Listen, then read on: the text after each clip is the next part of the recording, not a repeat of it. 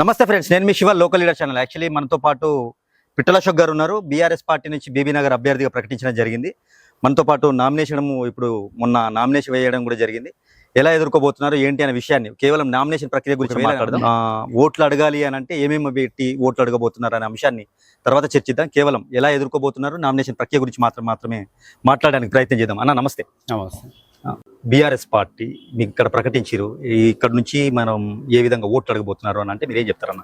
TRS party నాపై నమ్మకం పెట్టుకొని ఇంత పెద్ద మేజర్ గ్రామ పంచాయతీకి బీఆర్ఎస్ పార్టీ అభ్యర్థిగా డిక్లేర్ చేసినందుకు పార్టీ అధిష్టానానికి మొదటగా ధన్యవాదాలు తెలియజేస్తా ఉన్నా. ఈరోజు బీబీ నగర్ ప్రజలకు ఓటర్లకు అప్పీల్ చేస్తా ఉన్నా. గతంలో నేను 2 సార్లు ఇండిపెండెంట్గా పార్టీలో ఉన్నప్పటికీ ప్రజల్లో ఉండి పార్టీ సేవ చేసినప్పటికీ అవకాశాలు రాలేదు. ఈసారి పార్టీ అభ్యర్థిగా నాకు అవకాశం వచ్చింది. నేను ప్రజలందరికీ అప్పీల్ చేస్తున్నా, ఒక అవకాశం ఇచ్చి చూడండి అని బీబీ నగర్ గ్రామంలో మార్పుకు శ్రీకారం చుట్టమని నేను ప్రజలకు వినమ్రంగా విజ్ఞప్తి చేస్తా ఉన్నా. ఎందుకంటే ఇంత పెద్ద మేజర్ గ్రామ పంచాయతీలో మీ అందరి ఆశీర్వాదంతో ఎన్నో కార్యక్రమాలు చేసిన ఈ గ్రామంలో ప్రశ్నించే గొంతుకగా అనేక అన్యాయాలు జరిగినప్పుడు నేను మీ బిడ్డగా ప్రతిసారి ప్రశ్నించిన. అంతేకాదు ఈ గ్రామంలో మరి జరుగుతున్నటువంటి పరిణామాలు అందరూ కూడా గమనించాలని విజ్ఞప్తి చేస్తా ఉన్నా. ఎందుకంటే కుటుంబ పాలన ఒకే ఒక కుటుంబం ఈ గ్రామాన్ని గత 30 సంవత్సరాలుగా శాసిస్తా ఉన్నది. గ్రామంలో వాస్తవానికి ఒకే ఇల్లు అని చెప్పేసి అంటున్నారు కాబట్టి ఈ ప్రస్తావన వచ్చింది కాబట్టి చెప్తున్నాను. ఎందుకంటే గతం నుంచి ఆయన కాంగ్రెస్ పార్టీలో సీనియర్ గా పనిచేశారు కాబట్టి అని యువత రాజకీయాలకు రావాలన్న ఆలోచనతోటి ఆయన సీట్ ఇచ్చారని చెప్పి చెప్తా ఉన్నారు. కుటుంబ పాలన అని చెప్పేసి అని ఇది ఎట్లా అనుకోవచ్చన్నా, ఏం చెప్తారు దీని విషయం మీద? నేను ప్రజలకు ఒకటే విజ్ఞప్తి చేస్తా ఉన్నా. ఇలా కాంగ్రెస్ పార్టీ ఒక అభ్యర్థి ఎవరైతే నిర్ణయించబడ్డారో నేను ప్రజలకు విజ్ఞప్తి చేసేదంటే, సర్పంచ్ అంటే గ్రామ ప్రధాన్, అంటే హిందీలో గ్రామ ప్రధాన్ అంటారు. ప్రధానమంత్రి అంత అవకాశాలు ఉంటాయి వారికి. నేను ఏమంటున్నా అంటే, గ్రామంలో ఓటర్లంతా అభ్యర్థిని గుర్తుపట్టాలి.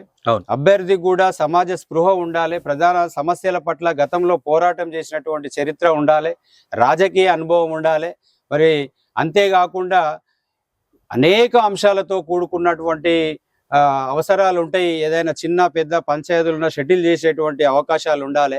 మరి మీ బిడ్డగా నేను రిక్వెస్ట్ చేస్తుంది ఏంటంటే, బీబీ నగర్ ప్రజలకు ఒక చదువుకున్నటువంటి వ్యక్తిని, గతంలో అనేక సమస్యల మీద వాస్తవానికి మీకే ప్రత్యేకంగా ఓటు అడగాలి, ఓటు వేయాలి అని అంటే అడిగితే మీరు ఏం చెప్తారు? అసలు నేను అదే ప్రజలకు విజ్ఞప్తి చేస్తున్నా. నేను గతంలో ఈ గ్రామంలో అనేక సమస్యల మీద, ఇప్పుడు కాదు గత 20 సంవత్సరాల నుండి ఈ గ్రామంలో జరిగే ప్రతి సమస్య మీద పోరాటం చేసినటువంటి వ్యక్తిని. మీకు పేపర్లో కావచ్చు, సోషల్ మీడియాలో కావచ్చు, ప్రజలతో నేరుగా సంబంధాలు ఉన్నటువంటి వ్యక్తిని.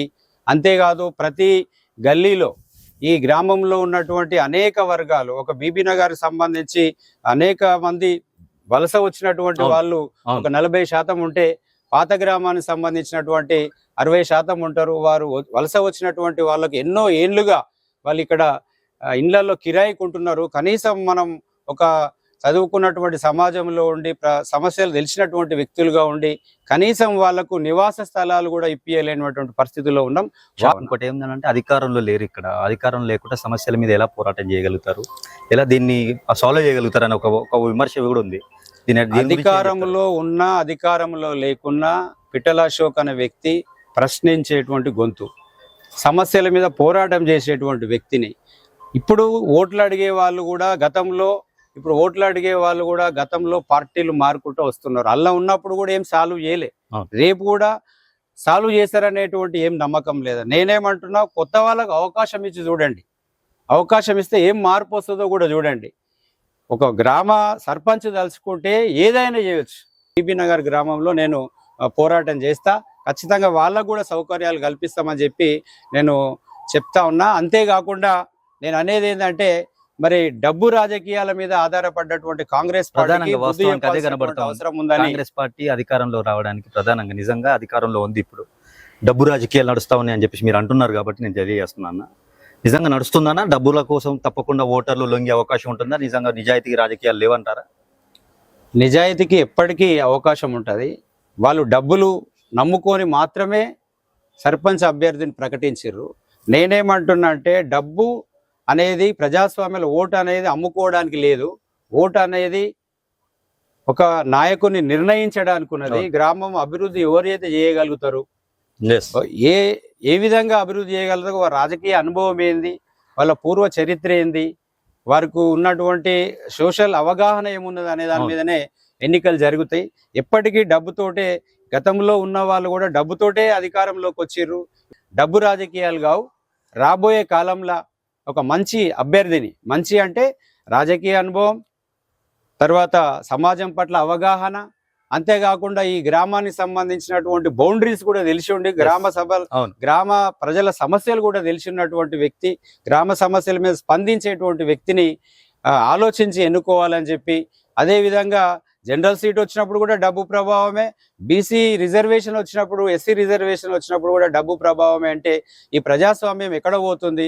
కాబట్టి బీబీనగర్ ప్రజలకు నేను విజ్ఞప్తి చేసేదంటే, బీబీనగర్ గ్రామంలో డబ్బుల ప్రభావం తగ్గించి సామాన్యుడు కూడా రేపు సర్పంచ్కు పోటీ పడే విధంగా, ఒక మండల పార్టీ ఎంపీపీ కూడా పోటీ పడే విధంగా తీర్పు ఇవ్వాలని చెప్పి విజ్ఞప్తి చేస్తా ఉన్నా. థ్యాంక్ యూ సో మచ్ అన్న, విలువైన సమాచారం ఇచ్చారు. యాక్చువల్లీ తప్పకుండా ఇంకా మనం ముందు కూడా మాట్లాడదాం. మీ అంశం మీద కూడా కాకుండా బీసీ రిజర్వేషన్ మీద కానీ, ఇక్కడ ఉన్న సమస్యల మీద కానీ చాలాసార్లు మిమ్మల్ని నేను మాట్లాడిచ్చాను. ఇప్పుడు కేవలం ఏంటంటే నామినేషన్ ప్రక్రియ ఎలా జరుగుతుంది ఏంటి అనేది మాట్లాడినాం. ఇంకా ముందు కూడా తీసుకెళ్ళి నేను కూడా కోరుకుంటున్నాను, తప్పకుండా గెలవాలని చెప్పి కోరుకుంటున్నాను. థ్యాంక్ యూ అన్న, థ్యాంక్ యూ సో మచ్.